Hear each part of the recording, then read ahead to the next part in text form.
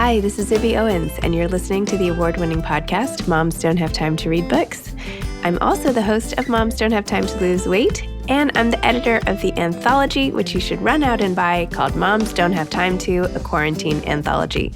All proceeds of that book go to COVID-19 vaccine research. And I'm the editor-in-chief of Moms Don't Have Time to Write, a new publication on Medium, and we're accepting submissions, so please send your personal essays there. And if all that isn't enough, you can follow me on Instagram at Zibby Owens, and my website is zibbyowens.com. Okay, now back to this amazing podcast.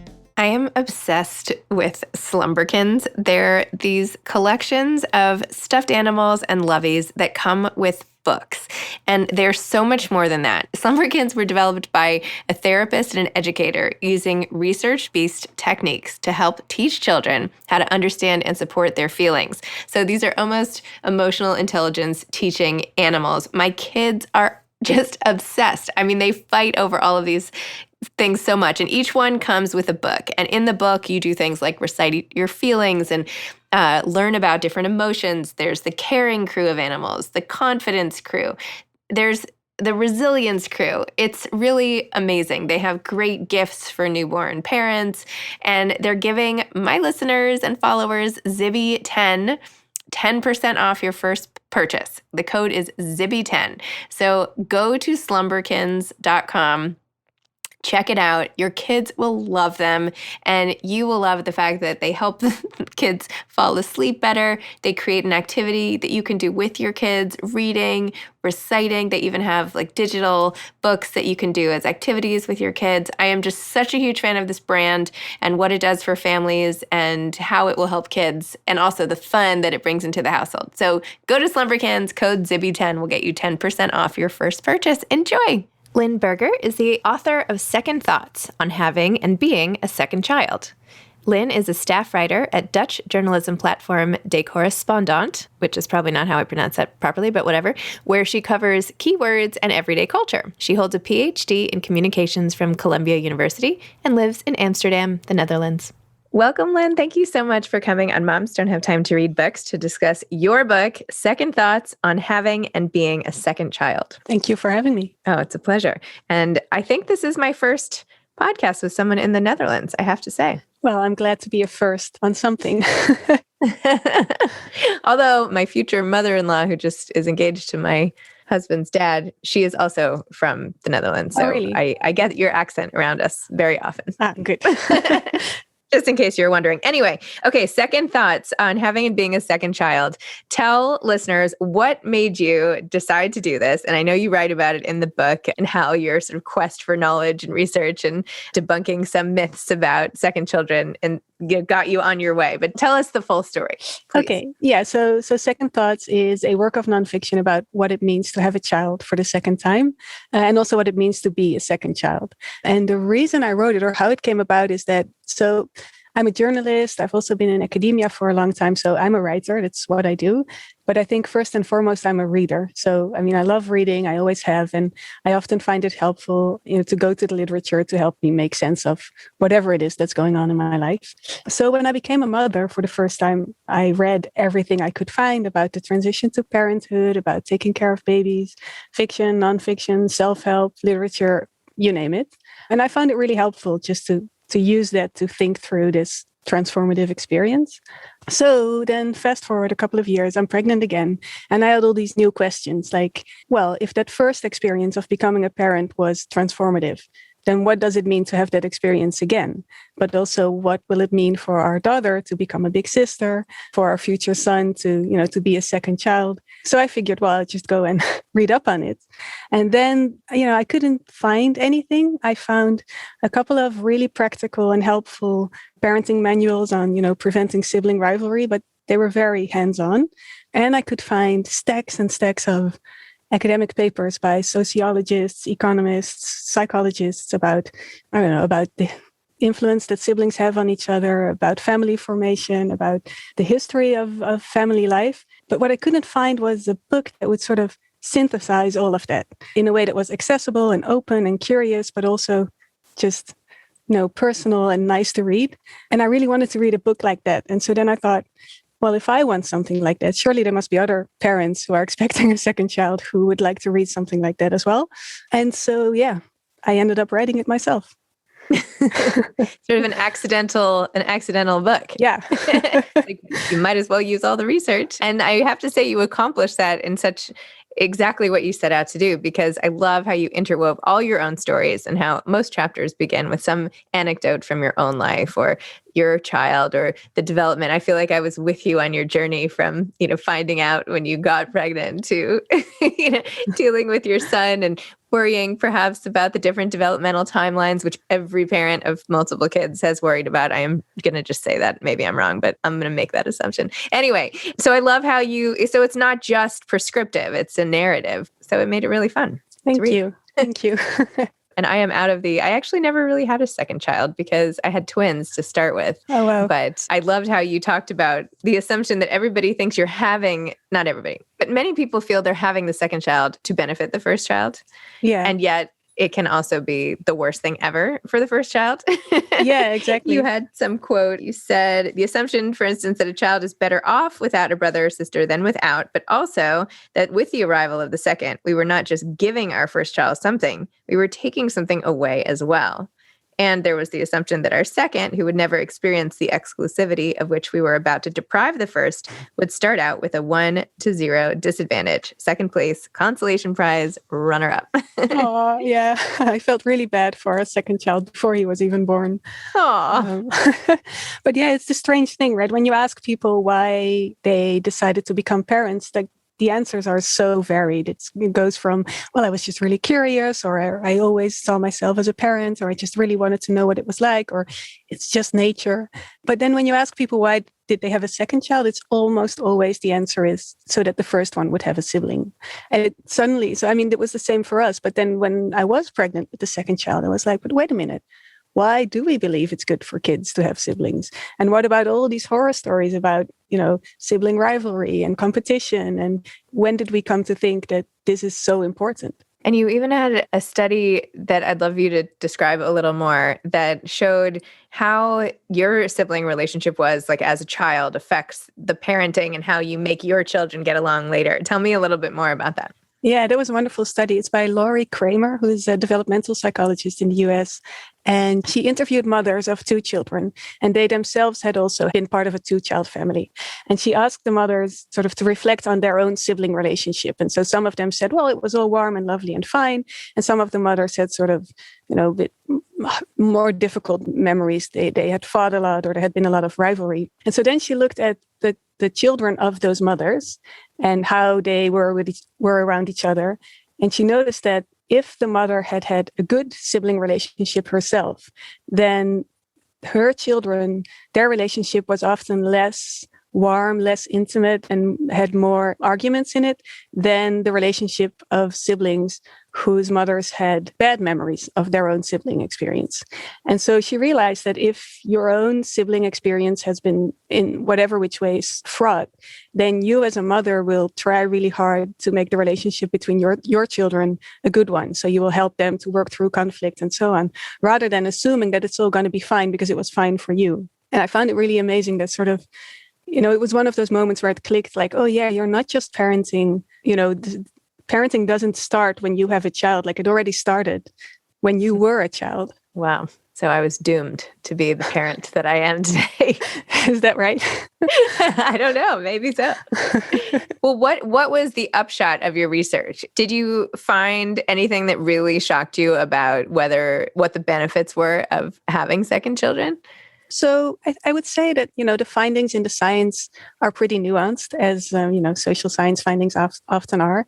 So it turns out that, having a sibling can be really beneficial in a lot of ways.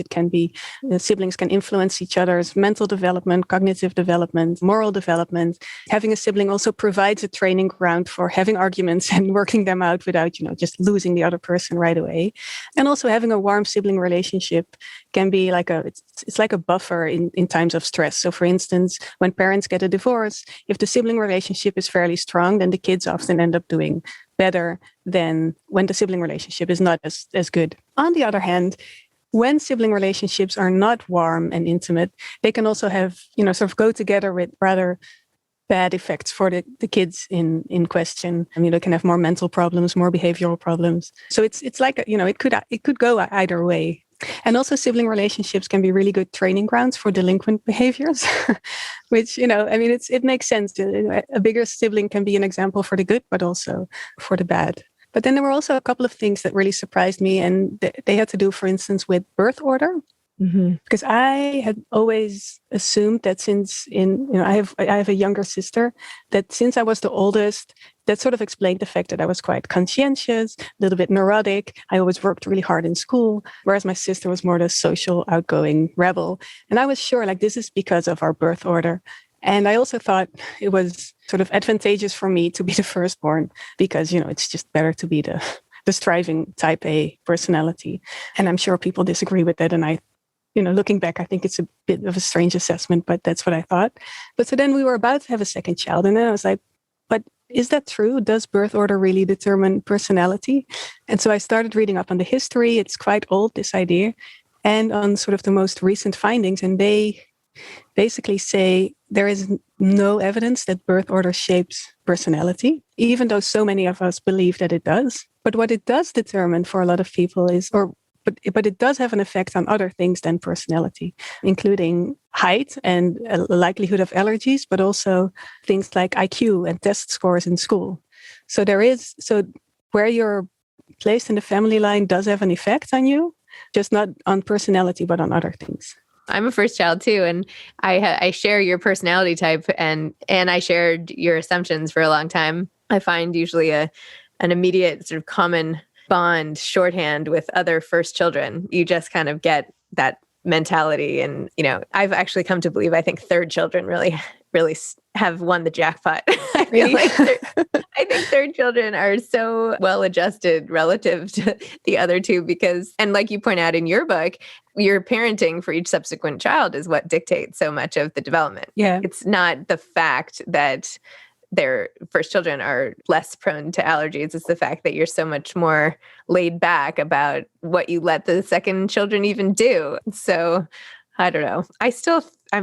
Anecdotally, it seems like birth order does play a role, but no, yeah, it does. And I feel the same. And everyone is like, but surely it must be true.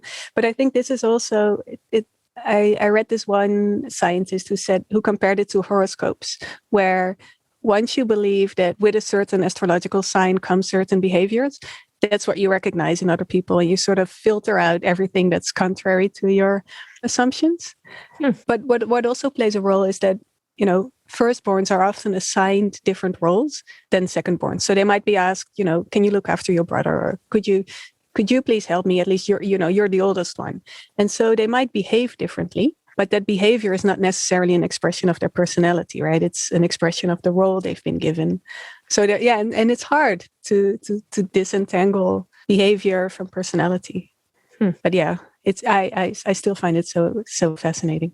Well, what is your astrological sign, and how closely does it sort of jive with who you are?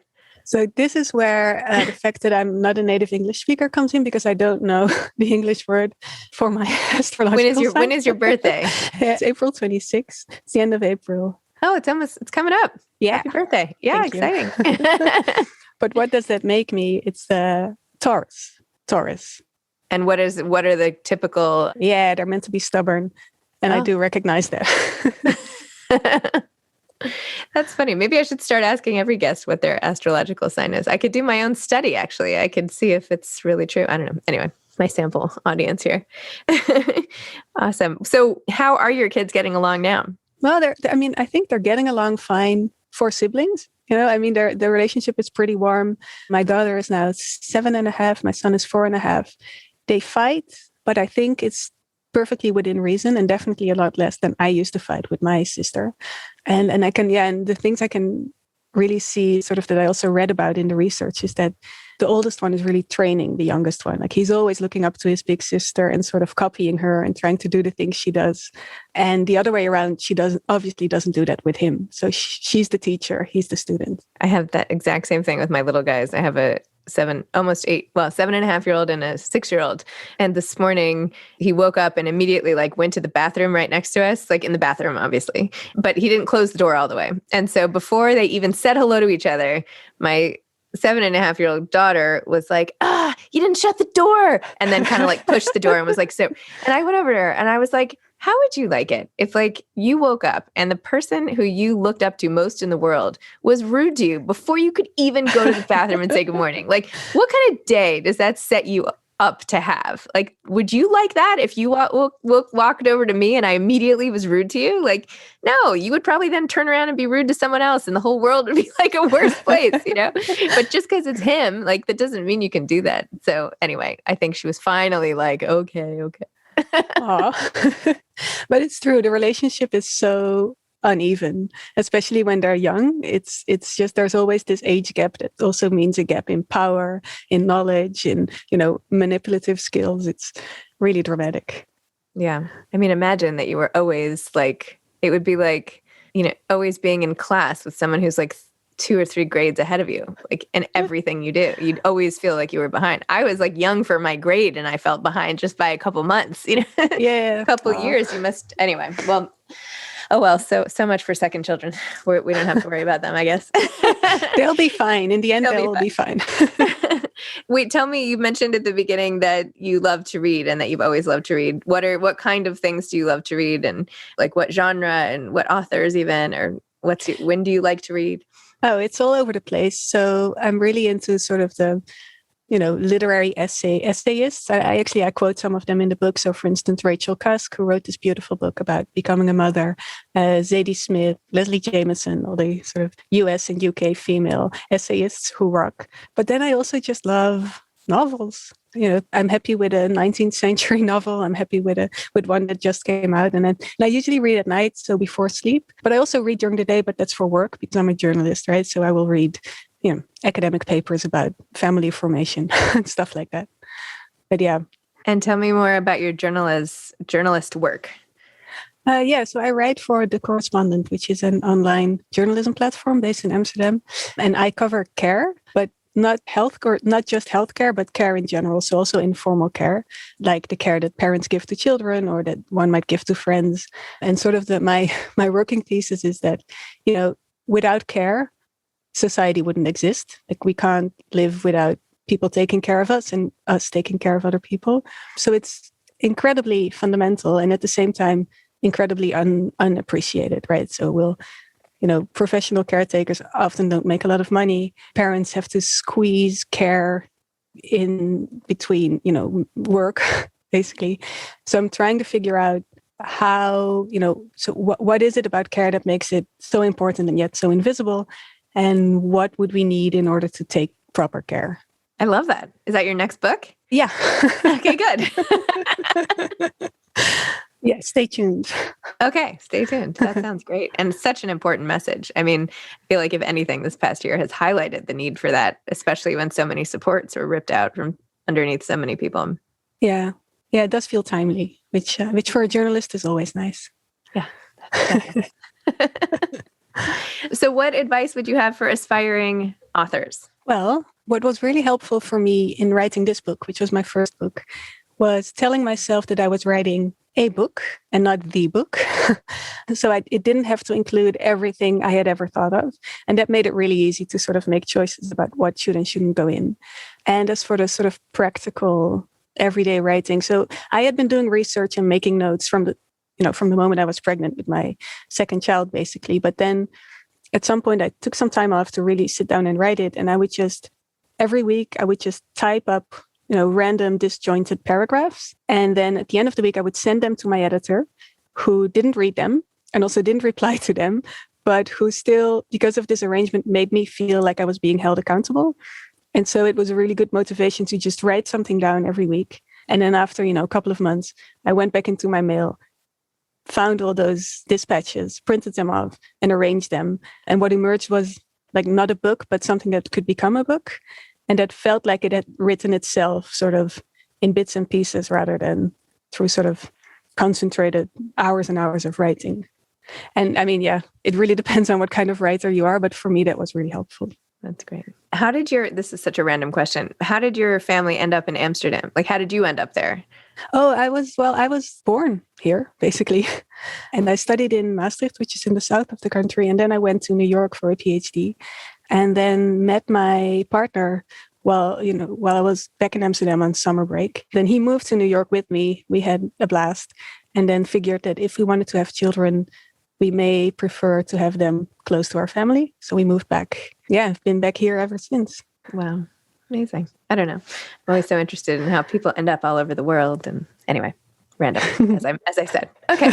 All right. Well, Lynn, thank you so much. This has been really interesting. And your book was really interesting. And thanks for literally, I feel like you did a service for everyone else you could have easily left all that information, on your desk and, tucked away. And instead you decided to share it. So that's great. And now so many people can benefit, anybody who's thinking of having a second child. But I also just found this to be a very interesting sort of birth order.